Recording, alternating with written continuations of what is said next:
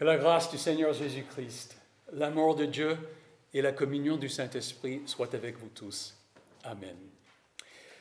La parole de Dieu pour notre réflexion, méditation ce matin est d'Ésaïe chapitre 65, les versets 17 et 18. En effet, je crée un nouveau ciel et une nouvelle terre. On ne se souviendra plus des premiers événements. Ils ne viendront plus à l'esprit. Réjouissez-vous plutôt et soyez pour toujours dans l'allégresse à cause de ce que je crée. Voici la parole du Seigneur. Veuillez vous asseoir.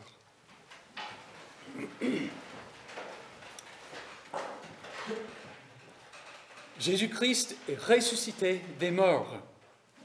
C'est l'événement le plus important et le plus significatif de toute l'histoire humaine. Pourquoi? Parce que d'abord, par sa résurrection, Jésus a vaincu la mort, l'ennemi le plus redoutable de toute l'humanité. Et puis, parce que sa résurrection n'est pas une fin en soi, elle débouche sur une nouvelle vie, sur un nouvel ordre. En effet, depuis la chute d'Adam, le Créateur du ciel et de la terre promet de créer un nouveau ciel et une nouvelle terre où son peuple habitera pour toujours en paix et en joie. La résurrection du Christ est le commencement et le gage de cette nouvelle création. Le nouveau ciel et la nouvelle terre sont le fruit de la résurrection de Jésus-Christ. Alors, aujourd'hui, je voudrais réfléchir sur cette nouvelle création de Dieu. Il y a plusieurs mois, à l'église, un garçon m'a posé la question. « Dieu, ça sert à quoi ?» Je vous avoue que la question m'a tellement étonné que pendant quelques instants, je n'ai pas su quoi dire en réponse. Mais la question est bonne. Dieu, ça sert à quoi? Ou bien aujourd'hui, reformulons-la d'une autre façon. La résurrection de Christ, ça sert à quoi? Évidemment, c'était bon pour Jésus, du moins je le suppose. Je suppose également que ça a été une vraie joie pour ses disciples, après qu'ils se soient remis du choc de le revoir. Mais qu'est-ce que la résurrection du Christ nous apporte, à vous et à moi, aujourd'hui? La question n'est pas inédite ni idiote.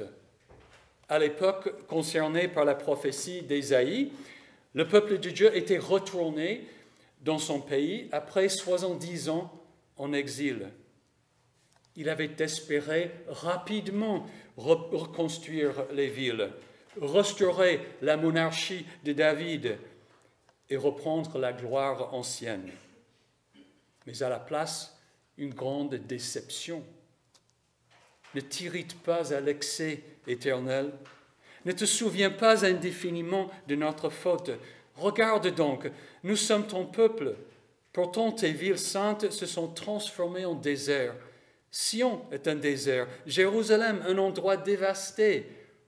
Notre saint et splendide temple, où nos ancêtres célébraient tes louanges, est devenu la proie des flammes. Tout ce que nous avions de précieux est en ruine. Devant tout cela, Éternel, te retiendras-tu d'intervenir? Vas-tu garder le silence et nous humilier à l'excès? N'est-ce pas une façon de dire « Dieu, ça sert à quoi ?»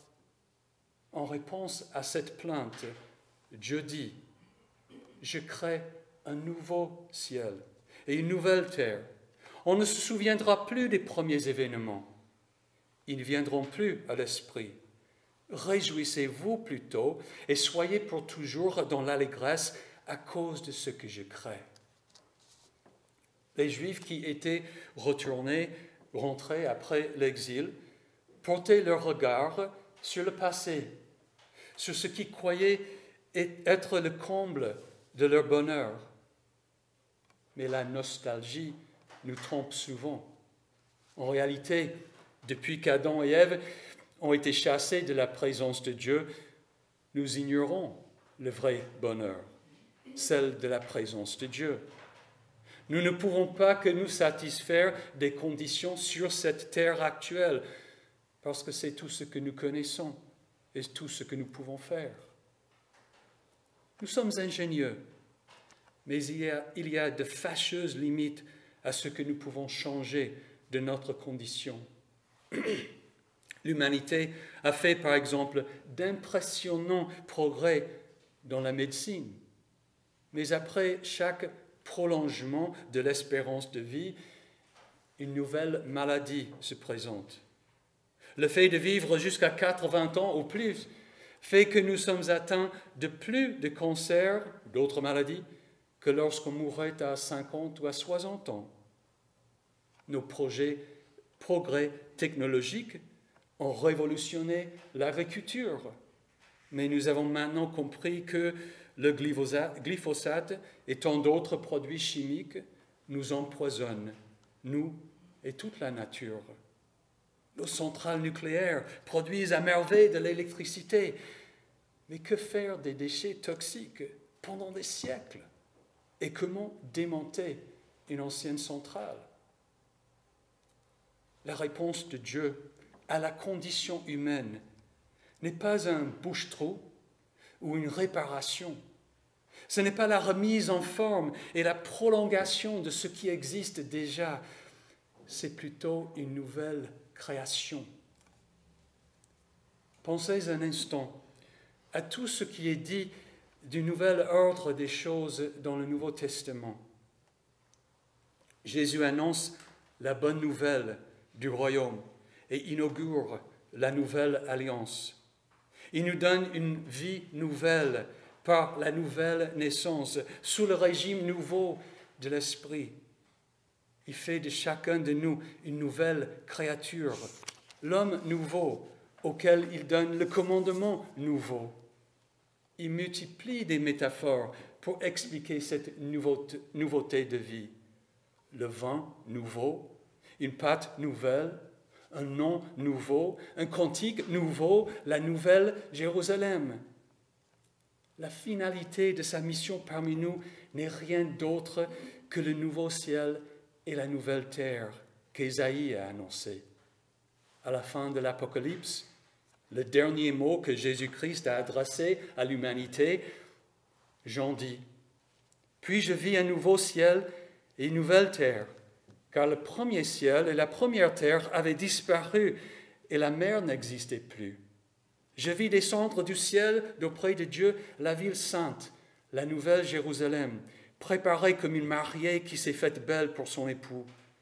J'entendis une voix forte venant du ciel qui disait « Voici le tabernacle de Dieu parmi les hommes. Il habitera avec eux. Ils seront son peuple et Dieu lui-même sera avec eux.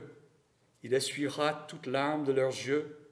La mort ne sera plus et il n'y aura plus ni deuil, ni cri, ni douleur, car ce qui existait avant a disparu.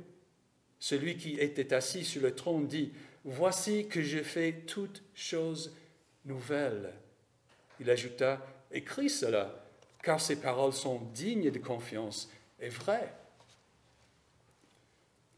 Jean répète pour les églises non juives du premier siècle ce qu'Ésaïe avait proclamé en d'autres termes aux Juifs 800 ans auparavant. Dieu n'a pas de projet de réparer et de prolonger le monde actuel. Son projet est un nouvel ordre où il n'y a plus de mort. En effet, je crée un nouveau ciel et une nouvelle terre. On ne se souviendra plus des premiers événements. Revenons donc à notre question. La résurrection du Christ, ça sert à quoi? Eh bien, c'est justement la résurrection du Christ qui a ouvert et inauguré le nouvel ordre. Nous avons lu tout à l'heure que Christ est ressuscité précédant ainsi ceux qui sont morts. C'est-à-dire qu'en ressuscitant des morts, Jésus a déclenché le nouvel ordre. Dieu nous unit tous à ce seul homme, Jésus-Christ. afin de juger et détruire le péché en sa mort, et puis pour nous pardonner, nous restaurer et ressusciter tous. Et comme tous meurent en Adam, de même aussi tous revivront en Christ. Mais chacun a son propre rang, Christ en premier, puis ceux qui appartiennent à Christ lors de son retour. Le Nouveau Testament insiste sur ce point en multipliant ses déclarations. Paul dit « Je ne dis rien d'autre que ce que les prophètes et Moïse ont déclaré doit arriver, que le Messie souffrirait, qu'il serait le premier à ressusciter et qu'il annoncerait la lumière au peuple juif et aux non-juifs. Il est la tête du corps qu'est l'Église. Il est le commencement, le premier-né d'entre les morts, afin d'être en tout le premier. Conformément à sa grande bonté, dit Pierre, Dieu nous a fait naître de nouveau à travers la résurrection de Jésus-Christ pour une espérance vivante. Il nous sauve à travers la résurrection de Jésus-Christ, qui est monté au ciel, a reçu la soumission des anges, des autorités et des puissances, et se trouve à la droite de Dieu. Que la grâce et la paix vous soient données de la part de Jésus-Christ, le témoin fidèle, le premier-né d'entre les morts et le chef des rois de la terre. En annonçant qu'il crée un nouveau ciel et une nouvelle terre, notre Père céleste parle de la résurrection à la fin du temps.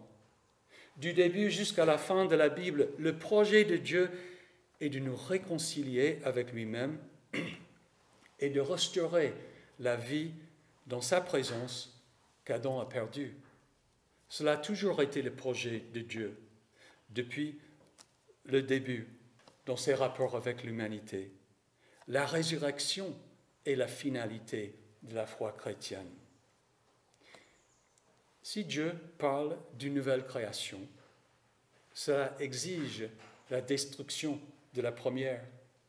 S'il parle d'une résurrection, ça exige la mort du premier corps. Ça, c'est difficile. Je sais, comme vous, que bien que le nouvel ordre ait débuté à la résurrection du Christ, il n'est pas encore abouti.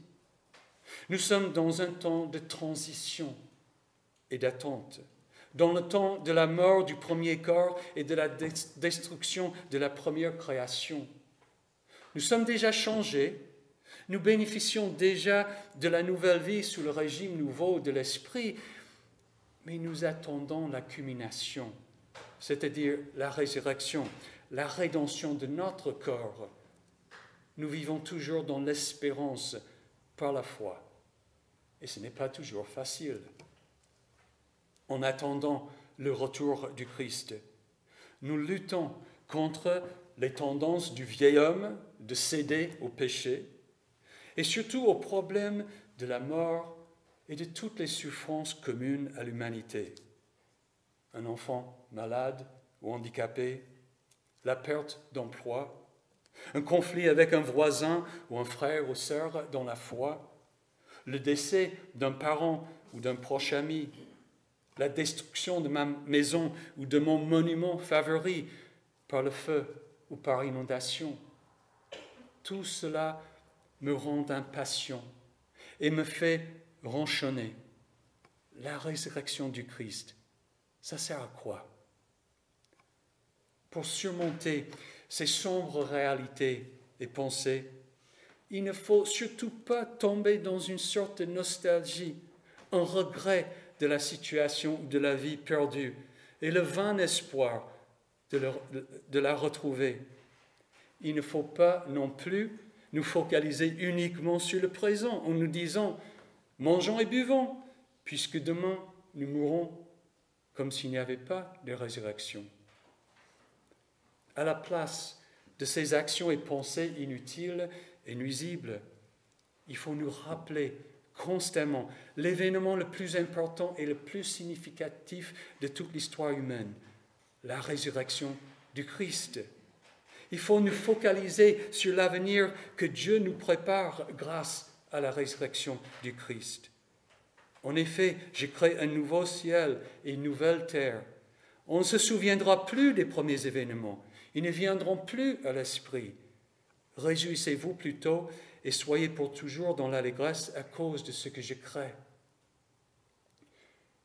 Mes frères et sœurs, parce que Jésus est ressuscité, en ayant fini une fois pour toutes avec notre péché et notre mort, nous aussi allons ressusciter à la même vie. Comme tous meurent en Adam, de même aussi tous revivront en Christ. Dieu, dit Paul, vous a appelés par notre évangile pour que vous possédiez la gloire de notre Seigneur Jésus-Christ. La gloire de Jésus-Christ. L'assurance que Dieu crée un nouveau ciel et une nouvelle terre, qu'il a fait toutes choses nouvelles. Voilà ce qu'il faut garder constamment devant nos yeux, car c'est notre destin. Disons alors avec Paul, je fais une chose, oublions ce qui est derrière, je me porte vers ce qui est devant, je cours vers le but pour remporter le prix de l'appel céleste de Dieu en Jésus-Christ. Dieu, ça sert à quoi? La résurrection de Jésus-Christ, ça sert à quoi? Ça sert à tout. Ça sert à la nouvelle vie maintenant et un jour à la vie éternelle. En effet, je crée un nouveau ciel et une nouvelle terre. Réjouissez-vous et soyez pour toujours dans l'allégresse à cause de ce que je crée. Amen. Viens, Seigneur Jésus. Que la paix de Dieu, qui dépasse tout ce que l'on peut comprendre, garde votre cœur et vos pensées en Jésus-Christ pour la vie éternelle. Amen.